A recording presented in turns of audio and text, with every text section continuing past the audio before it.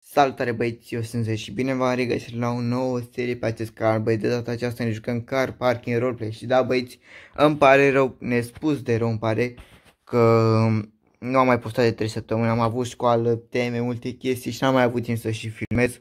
Chiar îmi pare rău pentru că n-am mai postat. O să mă revanșez băieți, o să dau și conturi de Car Parking și o să postez și mult mai des, de vreo 2 ori pe săptămână deocamdată. Până una alta, nu uitați și vă să dați acolo un like, un subscribe, să ne facem noi 300 de subscriber. Aici mi se pare că suntem 291 sau 292 pe acolo, nu știu sigur, dar haideți că ne mai trebuie câțiva subscriber să facem 300 și vă promite fratele vostru că vă dă acolo un cont super de Car Parking. Așa, băieți, hai să revenim la roleplay-ul nostru. După cum vedeți, acum a trezit și am ieșit și eu afară și am cumpărat băieți o mașinuță. Vreau să o bag la tuning. După cum vedeți aici este vorba despre un BMW seria 640i, adică nu este un M6, dar este un seria 6 cu motor de 3000 benzină. Am prins-o la un preț foarte bun băieți și m-am gândit, bă, dar de ce să nu fac eu un project car? Dar ca prim episod așa mă gândeam să vă prezint și vouă. După cum vedeți, un BMW seria 6 cu motor de 3000, așa v-am mai spus o dată. Mașina a costat 22.000 de euro, este un preț foarte bun pentru această mașină, deoarece, cum să vă zic eu, mașinile acestea în general trec peste 33.000 de euro, dar eu am prins-o la un preț foarte bun și are și un număr mic de kilometri, are 89.000. Nu este foarte mult, dar na, este o mașină foarte bună, trage bine, se mișcă bine, are vreo 435 de cai. Vreau să-i facem softuri, să o colantăm, să-i punem bară de M, nu știu, mai vedem noi, un eleron, un body, nu știu, vedem ce o să facem, dar haideți să vă prezint. Deci așa, mașina are decât o mică zgârietură, uite, o vedeți aici pe capotă. Asta o să iese la un polish ceva, nu este foarte mare. Da băieți, după cum vedeți aici avem jante stoc de BMW. N-am apucat să-l matriculez încă. După cum vedeți are numere de Bihor, deoarece din Bihor am cumpărat-o. Evacuarea este dublă, deci da, este cupe băieți, după cum vedeți. Așa. Și ce să vă mai zic după ea? Mă gândeam, adică nu știu, să fac și un test drive cu ea, dar mă gândeam să vă prezint și o foarte bine de înainte. Are farurile acestea aici, are bara aia de frână care nu prea îmi place, dar aici îmi plăcea să fie ca la modelul Grand Coupe, adică modelul 1.4 cu stopul acela de frână, știți, era, uitați aici sus, pe plafon, acolo lângă plafon sus. Înțelegeți voi cum am vrut să zic. Mașina asta este foarte bună.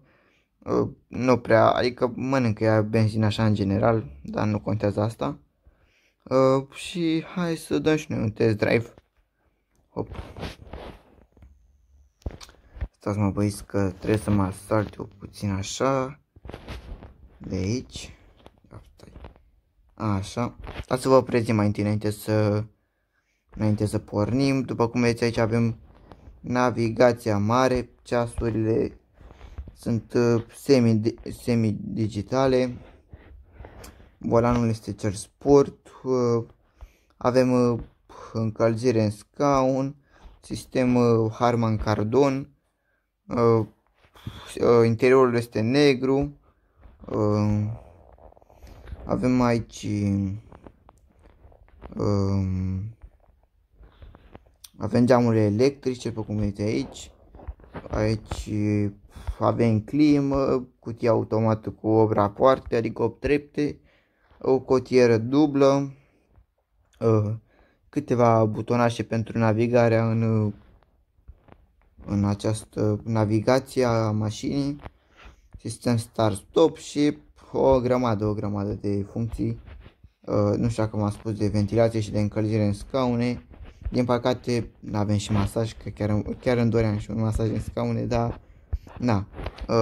Geamurile sunt full electrice toate. Da mă băi, și plafonul este negru din fericire, adică am prins-o foarte bine. Și o să facem o groază de modificări, cel puțin la exterior, deoarece, na, chiar e o mașină care trebuie modificată. Și chiar vreau să fac un project car cu ea. Până una alta, hai să-i dăm și noi bătaie.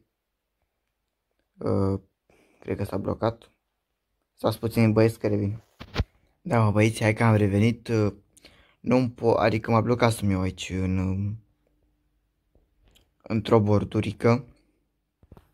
Haideți să plecăm băieți, nu știu dacă v-am spus 100% sigur că am cam uitat. Mamă, ce s-a făcut aici, un accident? Nu știu. Este nu știu unde să-i băgăm băieți, am uitat să vă spun. Mașina este tracțiune spate. Adică nu este X-Drive, este spate. Și na. Este bună la un drift, o să facem și noi un drift. Așa, hai să mă bag aici, aoleu. Așa, hai să o luăm pe aici, așa. Hai să vă arăt, adică să facem un drift aici. Să vedem dacă putem să ne împărțim și noi aici cu 440 de căluți voinici. Hai că facem, dar cred că o să fac eu niște cadre din exterior și o să vă arăt, deoarece din interior nu prea puteți să vedeți voi mare lucru.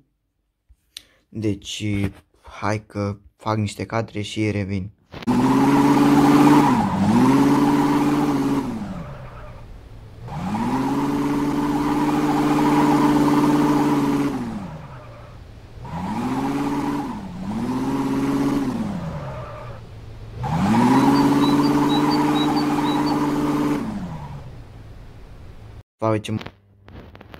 Gata mă băieți, hai că am revenit. Am făcut cadrele, le vedeți. Voi le-ați văzut deja când editez eu filmarea. Și hai să ne continuăm și noi drumul ușor. Hai să facem un 0-100. Mașina nu mănâncă foarte mult, mănâncă 23%, adică mănâncă cât de cât, dar ce ai vrea pentru un motor de benzină. Trebuie să facem un soft să tragă mult mai tare, deoarece nu prea trage cum mi-aș dori eu. Așa că o să facem un soft. Hai să facem și un 0-100 să vedem în cât timp îl ia. Deci ne uităm în bord. În cât timp ia 100. Hai, 1, 2, 3, 4, 5, 6, 7, 8, 9. În cam 9 secunde.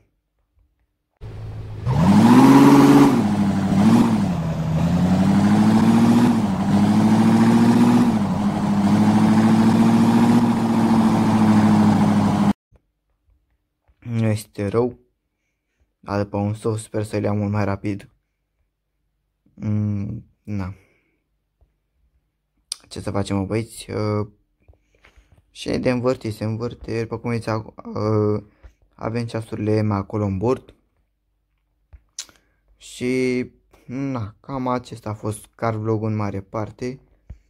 Haideți și noi să parcăm aici bestiuța noastră de 640 lângă mașina de miliție. Ia. Am loc și o să parchez aici lângă ei. Aha.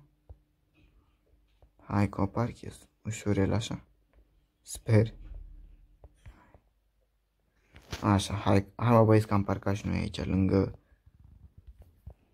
domnii milițieni. Am avut noi chiar foarte mult loc. Da. Interior. Da mă băieți, făcusem aici un mic accident, nu contează. Cam acesta a fost mașina în mare parte. Și Da, nu uitați și voi acolo să bușiți butonașul de like, deoarece data viitoare o să ne vedem cu noua modificare și ne vedem data viitoare. Pa, pa!